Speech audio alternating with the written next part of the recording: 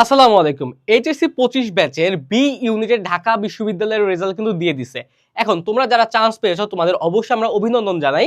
কিন্তু চান্স পাওয়ার সাথে সাথে তোমরা আরেকটা টেনশন তোমাদের খাতায় এসে যুক্ত হয়েছে, সেটা হচ্ছে সাবজেক্ট চয়েস। তোমরা আমাদের একদম ইনবক্স ভরায় ফেলছো যে ভাইয়া কোন সাবজেক্ট আমরা চয়েস দেব, কোনটা আগে রাখবো, কোনটা পরে রাখবো, মানে যেটাকে আমরা বলতে পারি সাফার ফ্রম সাকসেস। অবশ্যই তুমি এটা কৃতিত্ব রাখো, কিন্তু যদি সাবজেক্ট চয়েসে একটু ভুল করি তাহলে কিন্তু আমাদের কেরিয়ারটা সম্পূর্ণ 360 ডিগ্রিতে ঘুরে যেতে পারে। সুতরাং সাবজেক্ট চয়েসটা আমাদের খুব সতর্কতার সাথে দিতে হবে। আরেকটা তোমাদের প্রশ্ন থাকে যে ভাইয়া কত মেরিট পর্যন্ত টানবে, এটা নিয়েও আজকে আমরা এই ভিডিওতে আলোচনা করব। আর তোমার মেরিট অনুযায়ী তুমি কি কি সাবজেক্ট পেতে পারো বা কেমন সাবজেক্ট তোমার চয়েস দেওয়া উচিত সেটা নিয়ে বিস্তারিত কথা বলবো। এখানে আমরা ছোট্ট একটা পিকচার দেখতে পাচ্ছি, যেখানে ঢাকা বিশ্ববিদ্যালয়ের বি ইউনিটে গত বছর কোন পর্যন্ত কোন সাবজেক্টে গিয়েছিল সেটার একটা তালিকা দেওয়া আছে। এই যে এগুলো হচ্ছে কি সাবজেক্ট, এই মাঝখানে হচ্ছে সিট সংখ্যা, যে কোন সাবজেক্টে কতগুলো সিট আছে, তারপরে সায়েন্স থেকে লাস্ট কত পজিশন পর্যন্ত গেছে, লাস্ট জন কত, তারপরে বিজনেস বা কমার্স থেকে কতজন গেছে, আর্টস থেকে কতজন গেছে। এখন আর্টসের স্টুডেন্টদের মোটামুটি তাদের সাবজেক্ট নিয়ে ধারণা আছে, কিন্তু সায়েন্স বা কমার্সের কিন্তু সাবজেক্ট নিয়ে ধারণা নাই। সুতরাং তোমাদের জন্য এই ভিডিওটা খুবই গুরুত্বপূর্ণ। আমি যদি পিকচারটা একটু বড় করে দেখাই, শুরুতে আমরা দেখবো যে ল দিয়ে আমরা শুরু করি, ঠিক না? এখন দেখো ল এর যদি কথা বলি, একটু বড় করে দেখাই।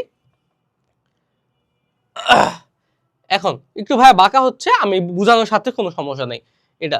এখন যদি আমি ল এর কথা বলি, এই হচ্ছে ল হচ্ছে টপ সাবজেক্ট। ল, ইকোনমিক্স এগুলো হচ্ছে কি টপ সাবজেক্ট। আইআর, হ্যাঁ, development studies, political science, sociology এগুলো হচ্ছে কি উপরে, এগুলো বেশি একদম টপের দিকে সাবজেক্ট। এখন ল পেতে হলে ল এর সিট সংখ্যা হচ্ছে 110টা। ল এর সিট মাত্র 110টা। এর মধ্যে সায়েন্স গত বছর সায়েন্স থেকে লাস্ট যে 69তম হয়েছে সে ল পাইছে। এইখানে কিন্তু কথা আছে, এইখানে কথাটা কি, লয়ে কিন্তু তোমার কন্ডিশন ফিল আপ করা লাগে। যেমন তোমার জিকেতে কিন্তু 18 পাওয়াই লাগে, অনেকে আছে 17.75 পাওয়ার কারণেও ল পায় না। যেমন তোমাদের আবির ভাইয়া, সে কিন্তু ঢাকা বিশ্ববিদ্যালয়ে 42তম হওয়ার পরেও সে কিন্তু এই রিকোয়ারমেন্টটা ফিল আপ করতে পারে নাই, এই কারণে ল পায় নাই। সুতরাং ল এর ক্ষেত্রে তোমার কিন্তু কি কন্ডিশন বা রিকোয়ারমেন্ট ফিল আপ করা লাগবে। ওকে, এই ক্ষেত্রে তোমার সিট যেহেতু 110টা আছে, তোমার যদি সায়েন্সের পজিশন হচ্ছে মোটামুটি 65 বা 70-এর মধ্যে থাকে, তাহলে তো আশা করা যায় যে তুমি ল পাবা। এই ক্ষেত্রে আবার বিজনেস স্টাডিজে লাস্ট হচ্ছে 38, যার পজিশন 38 পর্যন্ত ছিল সে কমার্স থেকে ল পেয়েছে। আর আর্টসের ক্ষেত্রে 71 পর্যন্ত গেছে। বিষয়টা আরো অনেক সময় টাফ হয়ে যায়, কারণ সবাই চায় যে ল নিয়ে পড়ার, কারণ ল হচ্ছে সারা পৃথিবীতে one of the top subjects. এখন দেখো ল এর পরে যেটা বলবো, যে যারা ল পায় নাই, তারা হচ্ছে কি পরে ইকোনমিক্স চুজ করে। ল এর পরে হচ্ছে ইকোনমিক্স হচ্ছে পৃথিবীর অন্যতম একটা বেস্ট ডিমান্ডেবল সাবজেক্ট। এখন দেখো ইকোনমিক্সে সিট আছে 130টা, দুটা সেকশন যেহেতু 130টা সিট থাকে। যারা ল পায় না তারাই কি ইকোনমিক্সের দিকে যাওয়ার চেষ্টা করে। ইকোনমিক্সে দেখো তোমার সায়েন্স থেকে গত বছর যার পজিশন লাস্ট 137 ছিল সে সায়েন্স পেয়েছে। সুতরাং তোমার পজিশন যদি সায়েন্স থেকে 130-35 পর্যন্ত হয়ে থাকে, তুমি আশা করা যায় যে ইকোনমিক্স পাবা, ল না পেলেও ইকোনমিক্স পাবা। কিন্তু এখানে কিন্তু কমার্সের প্রস্তুতি বলো বা কম্পিটিশন বলো, দুইটাই কিন্তু কি এই ক্ষেত্রে একটু টাফ। 40 পর্যন্ত গেছে, তোমার 40-এর মধ্যেই এখানে ইকোনমিক্সটা ক্লোজ হয়ে যায় কমার্সের ক্ষেত্রে। আর আর্টসের ক্ষেত্রে এটা হচ্ছে 201 পর্যন্ত যায়। 201 পজিশন হলে তুমি মোটামুটি বা 200-এর মধ্যে থাকতে পারলে তুমি ধরে নিতে পারো যে তুমি ল অথবা ইকোনমিক্স, ল না পেলেও তুমি ইকোনমিক্স পাবা। অর্থাৎ যদি 70 থেকে 200-এর মধ্যে থাকো তাহলে তুমি ইকোনমিক্স পাবা। ওকে, তারপরে আসো আইআর। এখানে আইআর এর পরে তোমার এখানে আরেকটা বিষয় আছে, ইংলিশ লিটারেচার। কিন্তু তোমার আমি বলবো যে তোমার এই ল এর পরেই থাকে। ল এর পরে যে ইংলিশ আছে, ইংলিশের সিট কয়টা? ইংলিশের সিট হচ্ছে 110টা। ইংলিশও কিন্তু অনেকে আছে যে ইকোনমিক্স নেয় না, কিন্তু ইংলিশ পড়তে চায়। ইংলিশটাও কিন্তু খুবই বাংলাদেশের প্রেক্ষাপটে খুব ভালো একটা সাবজেক্ট, ইংলিশ পড়তে চায়। এই ক্ষেত্রে তারা কি করে, 1 মিনিট ভাইয়া, এই ক্ষেত্রে তারা ট্রাই করে যে 1 মিনিট ভাইয়া। এখন দেখো ইকোনমিক্সে অনেকে নেয় না, অনেকে বাংলাদেশের প্রেক্ষাপটে যেহেতু ইংলিশ একটা ডিমান্ডেবল সাবজেক্ট, অনেক ইংলিশে নিতে চায়। ইংলিশও 110 পর্যন্ত আছে, 137 পর্যন্ত সায়েন্স থেকে গেছে, 191 ইকোনমিক্স থেকে গেছে সায়েন্স থেকে। তারপরে এখানে কমার্স থেকে 40 পর্যন্ত যায়, আর কমার্স থেকে তোমার ইকোনমিক্সে 61 পর্যন্ত যায়, আর এখানে 201 পর্যন্ত দেয়, আর ইকোনমিক্সে 284। 284টা মনে হয় না এই বছর যাবে, কারণ এই বছর আরো টাফ হয়ে গেছে কম্পিটিশন। ওকে, তারপর দেখো আইআর এর ক্ষেত্রে, আইআর এর এই যে 80টা সিট আছে, এই ক্ষেত্রে যদি সায়েন্সে যাদের পজিশন 223 এর মধ্যে আছে তারা আইআর পেলেও পেতে পারো যদি চয়েস দাও।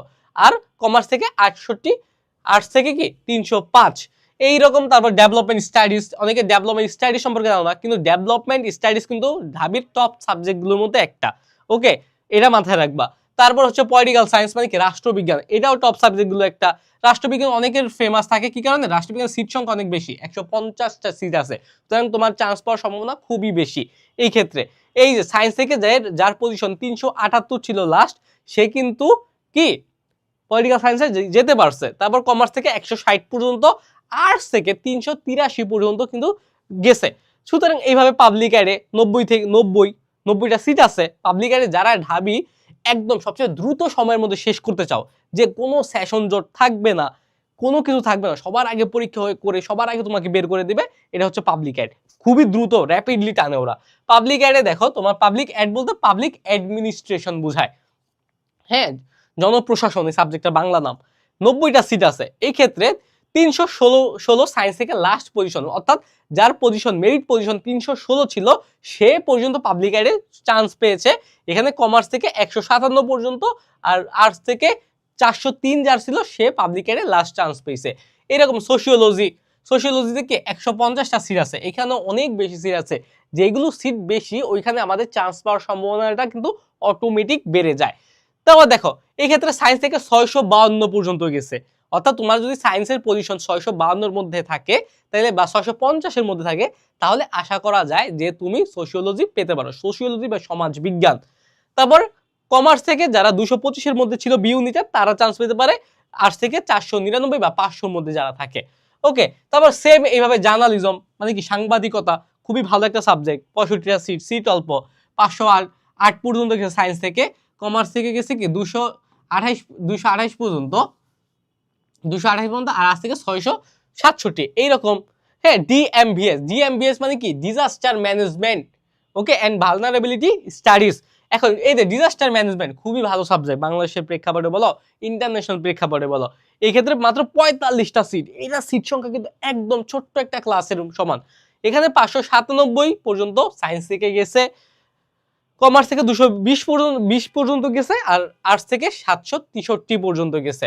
আর ক্রিমিনোলজি মানে কি অপরাধ বিজ্ঞান, এই ক্রিমিনোলজির 50টা সিট, খুবই অল্প সিট, 644 সায়েন্স থেকে গেছে। তারপরে কমার্স থেকে গেছে 175, আর আর্টস থেকে 778 পর্যন্ত গেছে ক্রিমিনোলজি। দেখো এটা কিন্তু কখনোই কিন্তু ফিক্স না, এটা এদিক ওদিক হতে পারে, কারণ সাবজেক্ট চয়েস লিস্টের উপর ভিত্তি করে এটা হয়। যেমন এই যে আর্টস থেকে গত বছর ক্রিমিনোলজি 778 পর্যন্ত গেছে, কিন্তু আমাদের সময় 596 পর্যন্ত গিয়েছিল, কারণ আমার বন্ধু এখানে পড়ে। তারপর দেখো সোশ্যাল ওয়েলফেয়ার, খুবই ভালো একটা সাবজেক্ট। যারা চাচ্ছ যে ভালো একটা সিজি নিয়ে বের হবা এবং প্যারা কম নিবা, তাদের জন্য সোশ্যাল ওয়েলফেয়ার বা সমাজ কল্যাণ খুবই ভালো একটা ডিপার্টমেন্ট হতে পারে, কারণ এটা আমার ডিপার্টমেন্ট, আমি জানি যে এটা খুবই ভালো। হ্যাঁ, সমাজ কল্যাণ, এখানে শিক্ষা ক্যাডার আছে, সিটও বেশি, 100 জনের চান্স পায়। হ্যাঁ, সায়েন্স থেকে 693 পর্যন্ত, কিন্তু নর্মালি এত যায় না।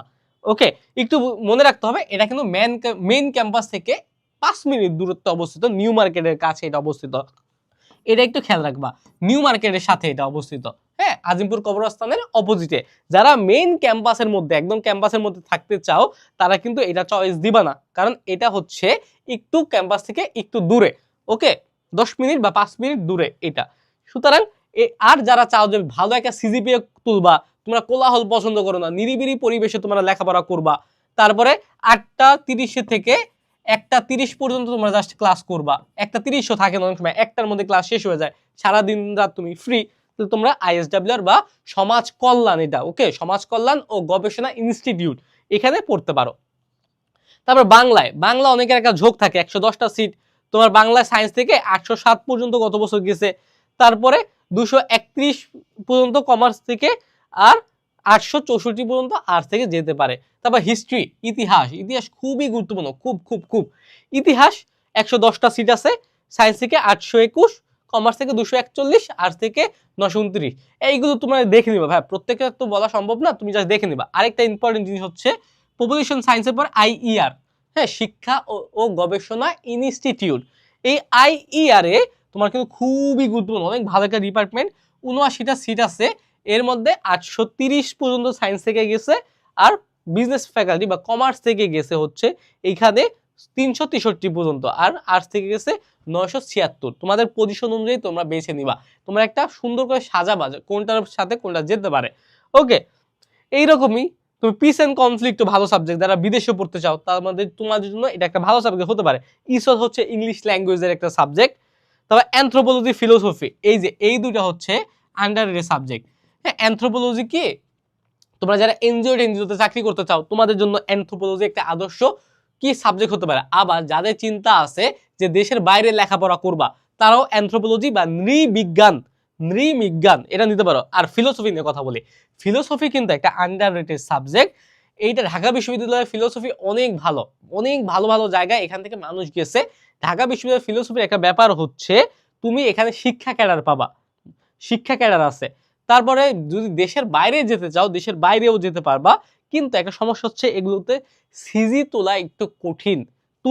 সিজি তুলতে পারবা কিন্তু একটু কঠিন। ওকে, ফিলোসফিও দেখতে পারো যে কত পর্যন্ত, 120টা সিট আছে, 988 পর্যন্ত সায়েন্স থেকে গেছে, আর কমার্স থেকে গেছে 312, আর আর্টস থেকে 1227 পর্যন্ত। তোমার পজিশন যেই রকম আছে তুমি ওই রকম চয়েস দিবা। তারপর আইএসএলএম, Islamic studies, Japanese studies, printing and publication studies, এগুলো হচ্ছে তুমি তোমার যদি পড়ার ইচ্ছা থাকে তুমি পড়তে পারো, ভালো সাবজেক্ট, একদম যে খারাপ এরকম না। ইসলামিক স্টাডিজ, তারপর ইসলামিক স্টাডিজ, হিস্ট্রি, এগুলো থেকে কি হিউজ হিউজ হিউজ সংখ্যক বিসিএস ক্যাডার বেরোয়। ইসলামিক স্টাডিজ আর ইসলামিক হিস্ট্রি এই দুটা থেকে যে কত পরিমাণে বিসিএস ক্যাডার বেরোয় তোমাদের কল্পনার বাইরে। ওকে, যেমন এবার যে স্পেশাল বিসিএস হচ্ছে এই আইএসডব্লিউআর এ, তোমার স্পেশাল বিসিএস এ তোমার 24টা সিট ছিল, 24টা, সারা বাংলাদেশ থেকে 24 জন নিবে। 23 জনই ছিল এই ঢাকা বিশ্ববিদ্যালয়ের আইএসডব্লিউআর বা সমাজ কল্যাণ ও গবেষণা ইনস্টিটিউটের শিক্ষার্থী। মানে 24 জনের 23টে, এরকম প্রত্যেকটা ডিপার্টমেন্টই কিন্তু কি পুরো ডোমিনেটিং একটা পর্যায়ে থাকে বিসিএস এর ক্ষেত্রে। সুতরাং তোমরা এই অনুযায়ী তোমাদের সাবজেক্ট চয়েসটা দিতে পারো। তোমাদের যদি কোনো সমস্যা থাকে আমাকে নর্মালি ইনবক্স করতে পারো, কোনো সমস্যা নাই, আমি যতটুকু সম্ভব হয় তোমাদের হেল্প করবো। ওকে ভাইয়া, তাহলে আজকের এই ভিডিওটা এই পর্যন্তই, আবার দেখা হবে, সেই পর্যন্ত সুস্থ থাকো, ভালো থাকো, আসসালামু আলাইকুম।